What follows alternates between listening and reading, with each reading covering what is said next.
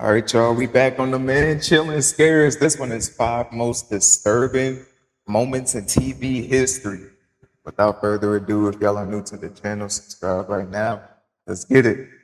Hours of October 15th, 1980, a small staff at WCPO in Cincinnati was working through what should have been an ordinary night shift. But at around 2 a.m., news reporter Elaine Green and a channel photographer were heading out to their cars when a man carrying a semi-automatic rifle stepped out from the dark and ordered them back inside. He assured them no one was going to get hurt and he just wanted to say something he needed the cameras for. The man was 41-year-old James Hoskins, an out-of-work artist living in Cincinnati's Over-the-Rhine neighborhood, which is one of the poorest areas in the city. Along with the rifle, he also had 5 handguns and roughly 600 rounds of ammunition. By the time the rest of the staff realized what was happening, James already had the entire newsroom under his control. He gathered all 9 employees at gunpoint and told Elaine he wanted to go live on television to deliver a message. Elaine, however, convinced him to record the interview on tape instead, preventing the station from airing an unpredictable hostage situation live to viewers at home. What no one at WCPO knew yet was that the most tragic part of the night had already happened hours earlier. When the camera finally started recording, James began explaining why he had come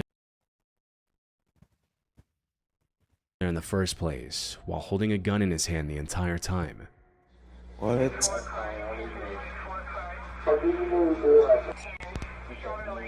Okay. Well, Alright. I really didn't have anything together, but there's been so much violence. He talked about the violence and poverty he witnessed every day from his apartment window in Over-the-Rhine. There's not enough attention paid for the poor people in the Over-the-Rhine area, and there seems to be in the country a growing kind of thing to keep black and white at each other's throats, to keep the rich on top, so the poor people have no way to fight. The police have become the knights, the buffer between the rich and the poor. And the poor, I don't know if you've ever been in the Over-the-Rhine area to see the old people. They have nothing. I watch them. They have nothing. They sit in their bed all day long. And that's all they have to look forward to. Nothing's happening for them. Nobody cares. Nobody does anything for them. He then turned that frustration toward the media and the city itself, accusing news stations of only entering these neighborhoods after someone had been killed, while city officials cleared low-income housing so visitors coming for conventions wouldn't have to see the poverty there. It seems like the things you should be covering, you don't cover. You never come into the area unless somebody gets wasted. They're displacing people. They tear the buildings down so that when the people come into the convention centers, they don't have to look at the poor people. But even as James laid all of this out, he kept speaking like a man who knew exactly how the night was going to end. Can you see this world from your window? I can see the world from my bay windows, up and down the street. Possibly a story could be done from your window of the world I you won't see. be there in my windows after this, I'm sure. Maybe you can do it from my windows, but I won't be there. This only added to the seriousness of the interview. But for a man forcing people to listen at gunpoint and claiming that he was about to no longer be here, most of James's points didn't sound completely detached from reality. He was rambling and at times struggled to get his thoughts together. But his anger kept circling back to real problems and a system he believed had abandoned the people it was supposed to protect. This would go on for nearly 10 minutes. As the tape started running out, Elaine asked if there was any final point he wanted to make. And that's when James finally said what he actually wanted next. Jim, we have probably another minute or so on this tape. Is there any other point you wanted to make? I can't think of any point I want to make, except give me a place where the police can come and get me and we're going to shoot it out. And you people can leave. Here? Well, I don't see any other place for me to shoot it out. They've got their magnums. They want to hurt the poor people in the street. I've got my magnums. I'm ready. I'm loaded. Hearing that, the people in the room tried to reason him out of his plan, pointing out that what he had just said sounded too idealistic to end in a shootout. But James's response to it immediately changed the context of the entire interview. Idealistic things you just said. How You seem such a nice gentleman. you could do. I blew my girlfriend away tonight. What? It's over for me.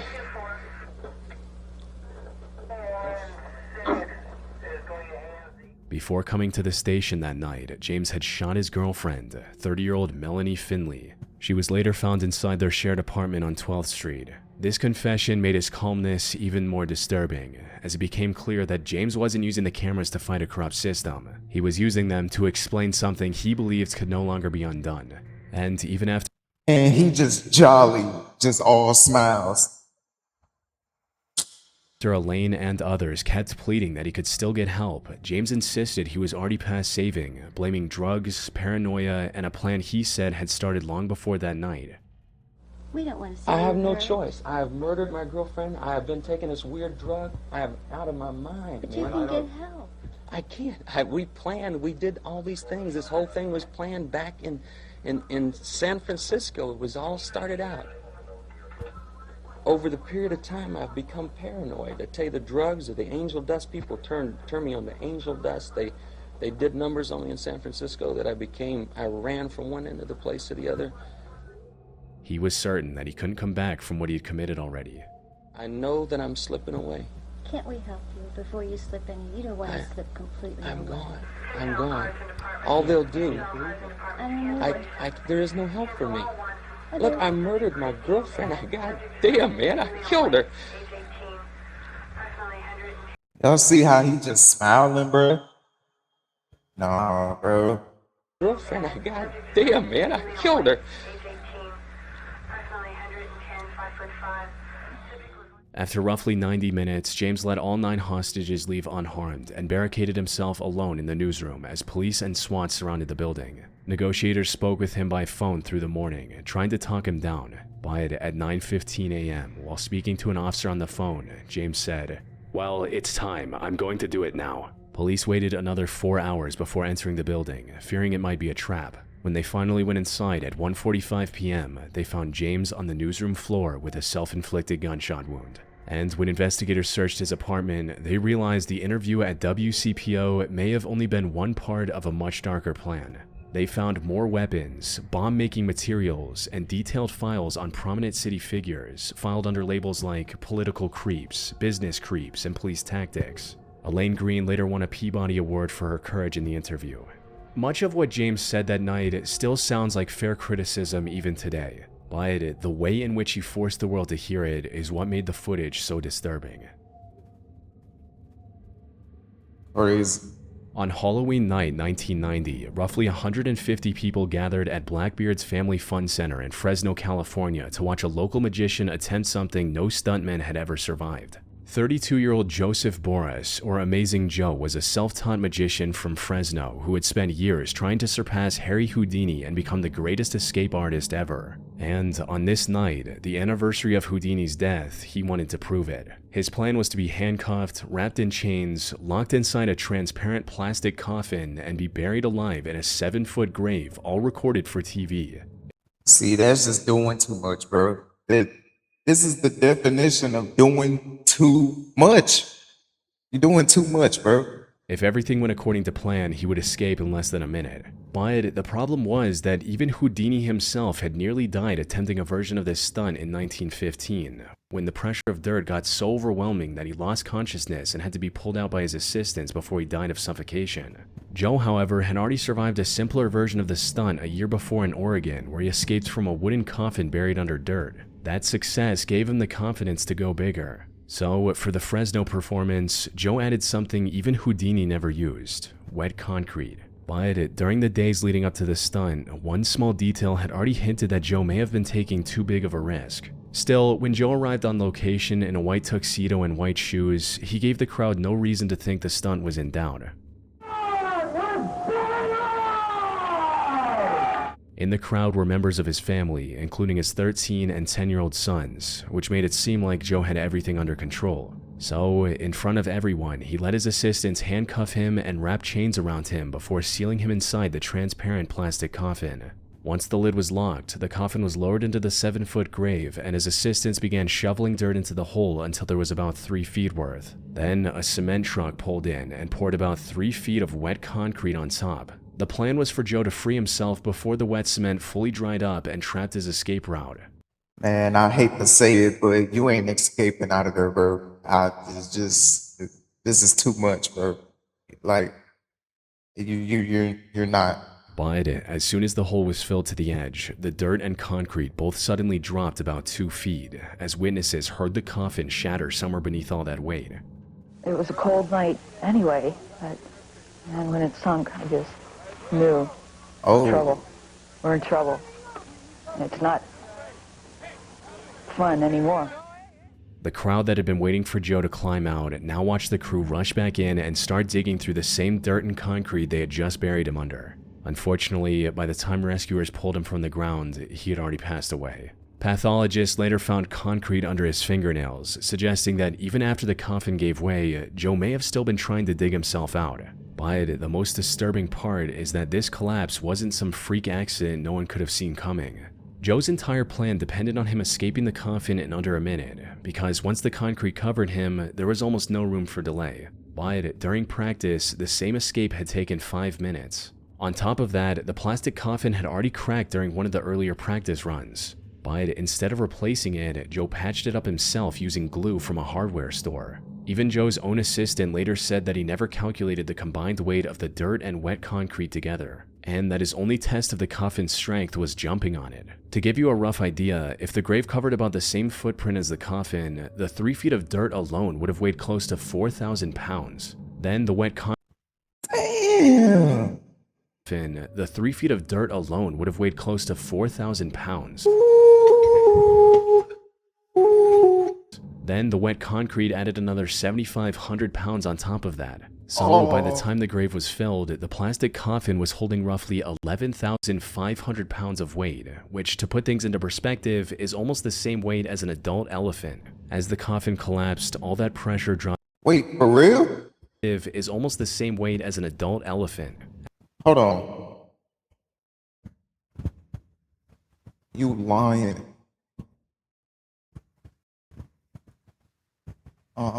Is that how much an elephant weighs for real?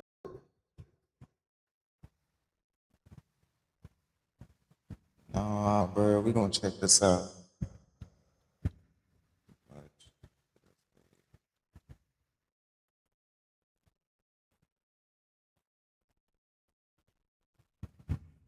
Between 4,000 and 15,000 pounds. Yo. Nah, bro. That's crazy. As of weight, which things into perspective is almost the same weight as an adult elephant. As the coffin collapsed, all that pressure dropped directly on Joe. The Fresno County Coroner's Office ruled his death as asphyxia caused by compression of his chest. Cause 11,000 plus pounds. Oh, that is. Oh. In the end, Joe Boris died on the same night as the magician he had spent his whole career trying to surpass. Dang, I did not know At that. around 9:30 p.m. on May 28, 1982, viewers in Phoenix, Arizona had their regular programming interrupted by an unscheduled broadcast on KOOL. Us to relay to you. Mr. Gwynn, is it all right for our guest to leave the studio now? All right, you may leave now. On the screen was veteran news director Bill Close, sitting next to a man he addressed as only Mr. Gwynn and reading aloud from a handwritten script. This is the script that Mr. Gwynn gave me, and I'm going to read it verbatim, and anytime you wish to interrupt me. The words jumped between country music singers, religious prophecies, civil war, and a coming World War III. To the viewers watching at home, the broadcast looked strange enough on its own, but what they couldn't see was a .38 caliber rifle aimed directly at Bill's stomach beneath the desk. The man sitting beside him was Are you serious? Are you serious? .38 caliber rifle aimed directly at Bill's stomach beneath the desk. Beneath somebody is under the desk aiming the thing at his stomach.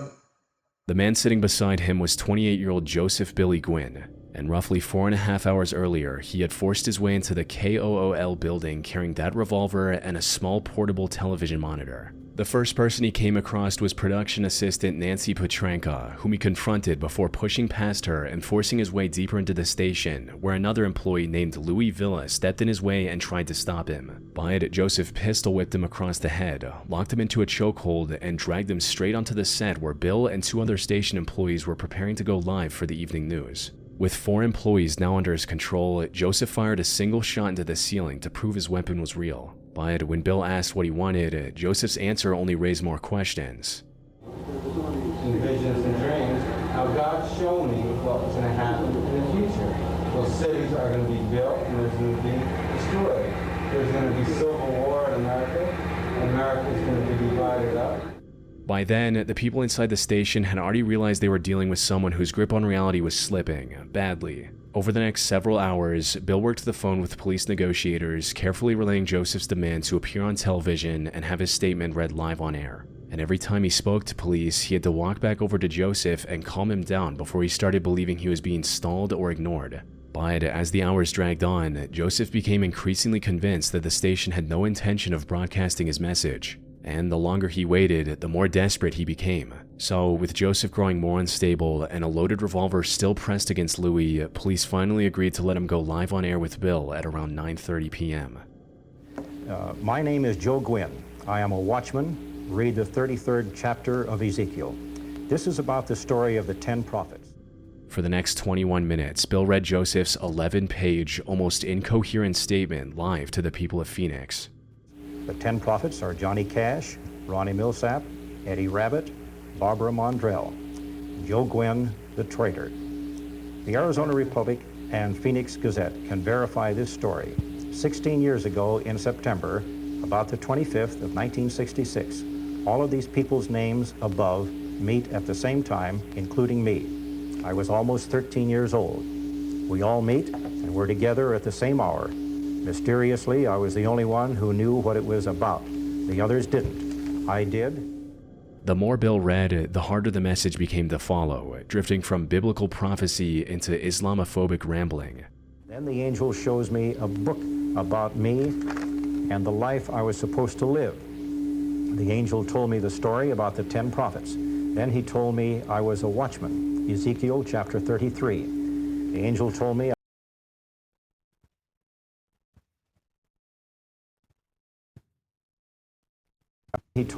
I was a watchman, Ezekiel chapter 33.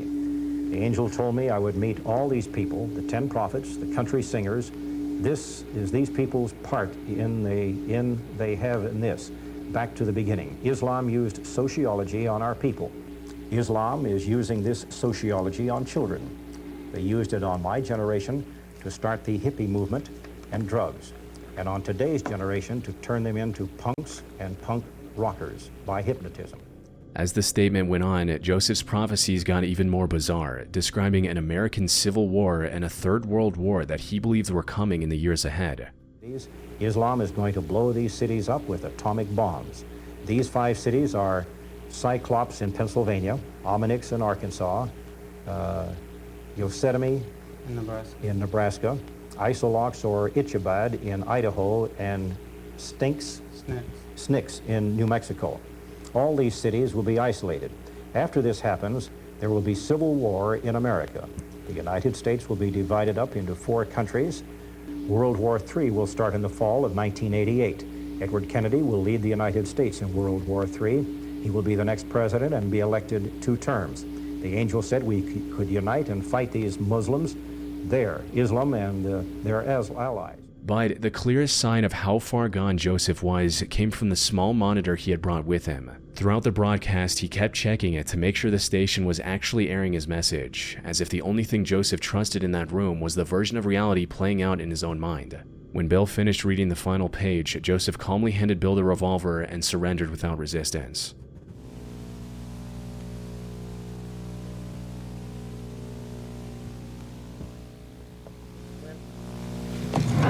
I got a sweaty palm. I want to shake hands with you. You really do, huh? You bet. I told you I was playing this fair. Did you think you didn't trust me all this time? Oh, hell, it's all right. Leave him alone. It's okay. Put down the guns. I have the gun. Back off with the guns. By that point, every person in that studio had spent almost 5 hours trapped inside a situation that could have changed any moment Joseph stopped believing Bill was on his side. Joseph was later charged with 4 counts of armed kidnapping, 3 counts of aggravated assault, and first-degree burglary. But after pleading no contest, he was declared legally insane and committed to the Arizona State Hospital. However, Joseph was released just 6 months later, despite prosecutors and even some of the psychiatrists involved warning that they weren't convinced he was safe to be back out in public. And 2 years after the hostage crisis, the same delusions appeared again. Joseph was arrested at a Phoenix convenience store after assaulting and threatening 2 clerks while screaming that Johnny Cash was going to kill his family. This time, the arrest triggered a probation violation from the original hostage case. Joseph was sent to prison, and he wouldn't be released until 2005, more than 2 decades after he first walked into that newsroom with a gun. On March 5, 1989, a local news crew in Moncks Corner, South Carolina was filming the 3rd day of the search for 5-year-old Justin Lee Turner. 2 days earlier, Justin's stepmother, Pamela Turner, had called the Berkeley County Sheriff's Office after he never came home from school. According to Pamela, Justin had left that morning to catch the bus from a neighbor's property a few hundred yards away. But when the bus returned that afternoon, he wasn't on it. And once police checked with the school and other witnesses, they learned that he never made it to the bus that morning. For the next 2 days, local police, the Berkeley County Rescue Squad, and dozens of volunteers searched the area around the Turner property off Horseshoe Road. They combed through the woods surrounding the home and checked sheds, storage spaces, and abandoned structures across the property, but still found no sign of Justin. By the morning of March 5th, search crews were getting ready to spend another full day going back around the same ground while a local TV crew from WCBD followed them around documenting the search. Go all the way, cross. But the search barely lasted 5 minutes, as Justin's father, Victor Lee Turner, walked up to an old camper on the family's property and looked inside. My son's in there. Everybody stand back. Everybody stand back. Inside a cabinet in the camper was the body of 5-year-old Justin Lee Turner. And in the few seconds caught by the TV crew right after the discovery, Victor may have revealed something he never intended to. The Turner property was immediately locked down as a crime scene. State agents started searching through the camper in the family's home, checking for fingerprints and trying to figure out how Justin ended up hidden there in the first place. Autopsy results later showed that Justin was strangled to death. But the physical evidence from the camper led nowhere, and the case went on to stall for years to come. Without any solid lead, attention slowly shifted back to the moment Justin was found. Investigators found that, according to reports, the camper had already been searched during the first 2 days Justin was missing, and nothing had been found inside. So, if those earlier searches were done properly, then someone had placed Justin's body there after the search was already underway, while police, volunteers, and reporters were still moving around the property. That meant the killer had enough access to the Turner property to return to the camper without being noticed. Even the footage captured by the TV crew added to that suspicion. When Victor looked inside the camper, he didn't seem to rush in to check whether Justin was still alive. He didn't even call out his name or try to pull him out. He backed away almost immediately, as if he already knew what he was going to find. Now, to be fair, there's no single normal way for a parent to react to something like that. But investigators still found the behavior difficult to ignore, especially considering how quickly Victor went straight to the camper once the search resumed, then located Justin within seconds despite the camper having multiple drawers and cabinets. But despite all of these observations, the suspicion around Victor and Pamela still wasn't enough to hold up in court. Most of what pointed toward them was circumstantial, and without physical evidence separating normal family contact from the day Justin died, investigators had no way to turn those suspicions into something they could actually prove. As the years passed and the case went cold, Victor and Pamela eventually left Berkeley County and moved to South Carolina's upstate. And according to investigators, neither of them ever contacted law enforcement again to ask about the case or whether any progress had been made. For decades, that was where the suspicion stayed. But years later, a new possibility emerged that hinted at something far more chilling than a family cover-up. In September 2023, a law professor at the University of Virginia and her students were mapping the movements of serial killer Richard Mark Ivanitz when one of them uncovered something unexpected. Richard had served in the Navy, and after tracking down naval records, the student found that the ship he was assigned to arrived in Charleston on March 3, 1989, the same day Justin vanished. Moncks Corner, where the Turners lived, was only about a 50-minute drive from the port. And once researchers started comparing Richard's known crimes to Justin's case, the similarities became difficult to ignore. But just like the theory surrounding the Turners, there was still no physical evidence directly tying Richard to Justin's death. Unfortunately, the police couldn't question him because by that time, Richard had already been dead for more than 20 years. He had lost his life in a police chase in Florida in 2002 after one of his kidnapping victims escaped and identified him to authorities. To make matters worse, his body was cremated and his ashes scattered, leaving no way to test his DNA against anything from Justin's case. So instead of pulling suspicion away from the Turners, the theory only left investigators stuck between two possibilities that were both disturbing in completely different ways. Either someone close to Justin had killed him and hidden his body back on the property while the search was already happening, or a serial killer from outside had somehow entered that same space without leaving proof behind. The answer remained uncertain for decades, until investigators announced what looked like the first real break in the case in 35 years. Using newer forensic testing methods, investigators re-examined microscopic fibers recovered from Justin's shirt and compared them to a rope found inside the Turner home. According to them, the fibers were consistent with the possibility that the same rope had been used to strangle him. Shortly afterwards, 68-year-old Victor and 63-year-old Pamela Turner were both arrested and charged with Justin's murder in January 2024. And for the first time in decades, it looked like the case might finally be heading towards some kind of answer. But just a few months later, it fell apart again. In June 2024, Judge Roger Young dismissed the charges with prejudice, ruling that after 35 years, with over 20 witnesses either dead or unable to testify and no real new evidence on the table, there was no way to give the Turners a fair trial. Because it was dismissed with prejudice, the decision was permanent and the charges can never be refiled. So, after everything, the mystery of Justin's murder landed right where it started in 1989, and those few seconds of footage captured by WCBD may still be the closest thing this case ever gets to an answer. On the morning of June 26, 1995, viewers in Mason City, Iowa tuned into their regular Monday morning newscast on KIMT. Good Monday morning. Welcome to Daybreak. It's June 26th. I'm Jody Huisentrude. And I'm Kevin Skarupa. Good morning, everybody. And coming up, a wild weather weekend.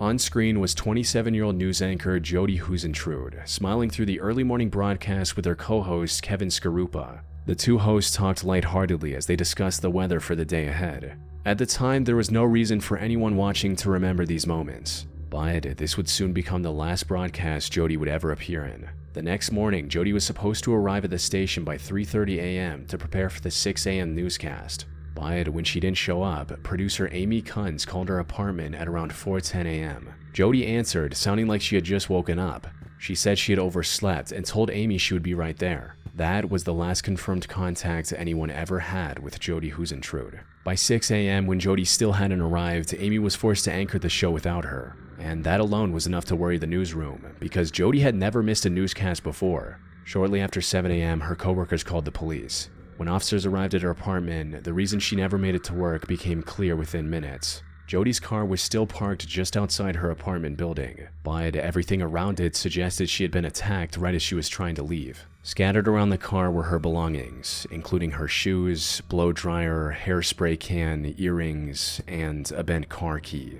Nearby officers also found drag marks on the pavement and clear signs of a struggle. When investigators spoke to the people in the apartment complex, some residents said they had heard screams around the time Jody would have been leaving for work. Another resident reported seeing a white Ford Econoline van idling nearby. But none of those details reached police until after Jody was already gone. By the time they pieced everything together, they had an idea of what could have taken place. She probably made it to her car and was unlocking the front door when someone attacked her from behind, explaining the bent car key. But finding who did it would prove to be a far more challenging task. With no usable fingerprints, tire tracks, or clear eyewitnesses, investigators turned their attention to the people in Jody's life to find the answer. The first name to draw serious attention was 49-year-old John Van Cise. The night before she disappeared, Jody had gone to his home to watch a video from a surprise birthday party he had thrown for her 2 weeks earlier. On its own, nothing about that visit seemed unusual, but to some of Jody's friends, John's feelings towards her had started to seem strange. Even though they both described the relationship as a friendship, people around her sensed that his attachment to Jody was turning into an obsession, to the point that he even named his boat after her. So naturally, when Jody vanished just hours after leaving his home, all this context turned him into a potential suspect. But that suspicion never turned into proof. John cooperated with investigators, provided DNA, passed a polygraph test, and years later, police even placed GPS trackers on his vehicles to see if his movements might lead them somewhere. But none of it produced anything tying him to Jody's disappearance. And as it turned out, John wouldn't be the last person in Jody's life whose attachment to her caught investigators' attention. However, for the next 2 years, every possible lead investigators came across seemed to end in a similar way. Close enough to raise questions, not strong enough to answer them. This went on until 1997, when a new name entered the investigation. A man named Tony Jackson was arrested in the Minneapolis area around that time. When police looked backward through his timeline, 2 details stood out immediately. At the time Jodi disappeared, Tony had been living in Mason City, only 2 blocks from the KAMT station where she worked, and close enough to her apartment for the connection to matter. On top of that, the nature of his confirmed crimes involved stalking, abducting, and sudden violence against women, which fit the kind of offender who could have walked in an apartment parking lot before sunrise and attacked without warning. But once again, the case stopped at the same wall. His DNA didn't match the physical evidence recovered from the scene, and after a full review of the evidence and the polygraph, Mason City police confirmed that he wasn't considered a viable suspect in May of 1999. By then, nearly 4 years had passed without Jodi being found, and on May 14, 2001, she was declared legally dead. But the case never really went cold. Her story became one of the most discussed disappearances in the country because of consistent national coverage. But even with that exposure, the investigation would go nearly 3 decades without any breakthrough strong enough to change the direction of the case. Then, in Really? 3 decades.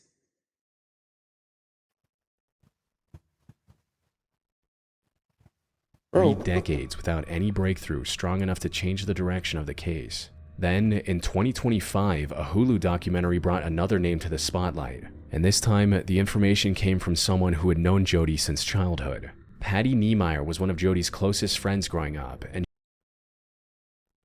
she had been married to a man named Brad Millerburn. But according to Patty, Brad had been fixated on Jodi throughout their marriage, and this fixation eventually became one of the reasons for their divorce, which was finalized on June 23, 1995, exactly 4 days before Jodi disappeared. Once investigators looked closer at Brad, one detail pulled the case back to something witnesses had reported from the very beginning. At the time of the abduction, Brad had access to a white Ford Econoline van which he used for work. It was the same type of vehicle someone had seen near Jodi's apartment that morning.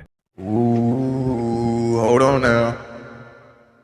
Once this connection was established, investigators showed Patty a few sketches of a man who had reportedly been seen around Jodi's apartment complex before she disappeared. When Patty looked at these sketches, she seemed confident that they looked like Brad. Unfortunately, just like every other person of interest in this case, that lead never turned into anything meaningful. Brad denied any involvement with the disappearance and cooperated with investigators. And after multiple interrogations and thorough property searches, officials found no forensic link connecting him to the crime scene. So, even after thousands of tips and several persons of interest over the decades, no one has ever been arrested or charged for Jodi's disappearance. And more than 30 years later, the broadcast from the morning of June 26, 1995 still remains the last public record of Jodi Huisentruit alive.